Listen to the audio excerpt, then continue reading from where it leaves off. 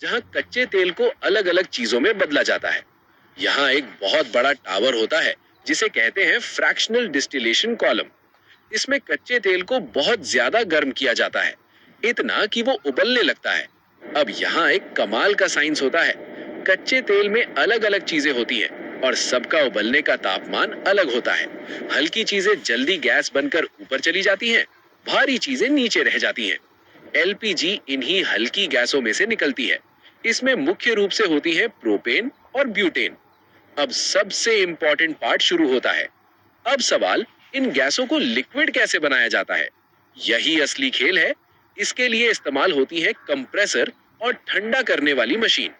अब समझो आसान भाषा में, जब आप किसी गैस को बहुत ज्यादा दबाते हो तो उसके मॉलिक्यूल्स यानी कण एक दूसरे के पास आ जाते हैं।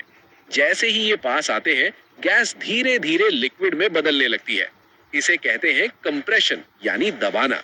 लेकिन सिर्फ दबाना ही काफी नहीं होता, साथ में उसे ठंडा भी किया जाता है, क्योंकि ठंडी गैस जल्दी लिक्विड बनती है। तो रिफाइनरी में क्या होता है? पहले गैस को कंप्रेसर से दबाया जाता है, फिर उसे कूलिंग सिस्टम से ठंडा किया जाता है और धीरे धीरे वो गैस लिक्विड बन जाती है। यही बन जाती है एलपीजी। अब सवाल, इसे लिक्विड क्यों बनाते हैं? क्योंकि गैस बहुत ज्यादा जगह लेती है और लिक्विड बहुत कम जगह में आ जाती है। अगर एलपीजी को गैस के रूप में रखें तो एक सिलेंडर में बहुत कम मात्रा आएगी, लेकिन लिक्विड बना देने पर उसी सिलेंडर में कई गुना ज्यादा गैस आ जाती है। अब जब ये एलपीजी लिक्विड बन जाती है तो इसे बड़े बड़े टैंकों में स्टोर किया जाता है और फिर आगे भेजा जाता है फिलिंग प्लांट। लेकिन कहानी यही खत्म नहीं होती। असली कहानी अब शुरू होती है। ये लिक्विड गैस सिलेंडर में कैसे भरी जाती है? सिलेंडर इतना मजबूत कैसे होता है और आखिर ये फटता क्यों है?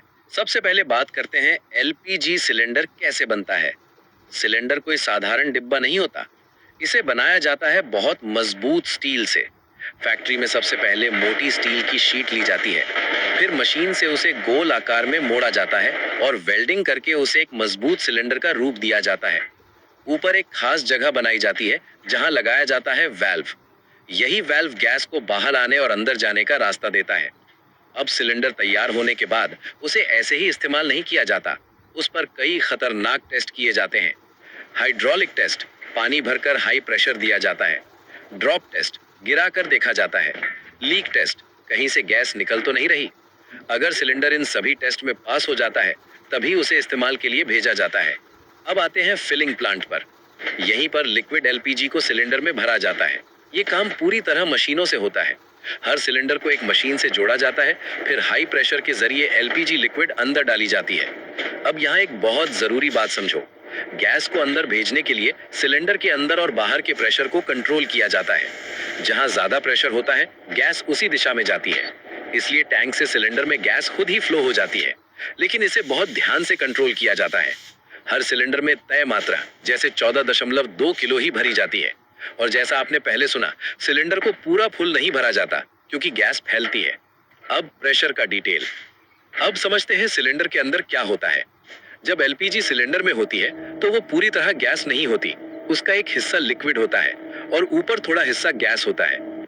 जब आप गैस जलाते हो तो ऊपर वाली गैस बाहर निकलती है और जैसे ही वो निकलती है, नीचे वाला लिक्विड धीरे धीरे गैस में बदलने लगता है। यानी सिलेंडर खुद ही गैस बनाता रहता है। यही कारण है कि आपको लगातार गैस मिलती रहती है।